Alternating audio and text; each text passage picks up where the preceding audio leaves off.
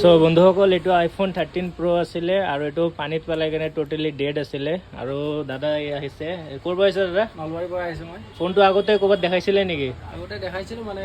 কৈছে কি এইটো ঠিক নহয় আৰু সাৰ্ভিস চেণ্টাৰত দেখাইছিলে নেকি সাৰ্ভিস চেণ্টাৰতো দেখাইছিলোঁ কি কৈছে তাতে সিহঁতে কৈছে যে এইটো ঠিক নহয় এইটো খোলাই নাই আচলতে আচ্ছা এনেকৈ কৈছে ঠিক নহয় বুলি কৈছে তো ফোনটো পুৰা এটা দিন পানীত আছিলে তো ফাইনেলি ৰিপেয়াৰ হৈ গৈছে তো আপোনালোকৰ যদি এনেকুৱা কিবা ইছ্যু থাকে তো আপোনালোকে ভিজিট কৰিব পাৰে আইফোন গেৰেজত ধন্যবাদ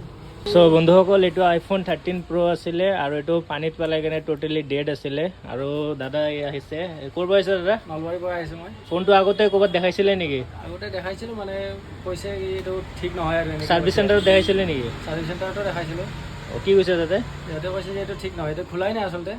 আচ্ছা এনেকৈ কৈছে ঠিক নহয় বুলি কৈছে তো ফোনটো পুৰা এটা দিন পানীত আছিলে তো ফাইনেলি ৰিপেয়াৰ হৈ গৈছে তো আপোনালোকৰ যদি এনেকুৱা কিবা ইছ্যু থাকে তো আপোনালোকে ভিজিট কৰিব পাৰে আইফোন গেৰেজত ধন্যবাদ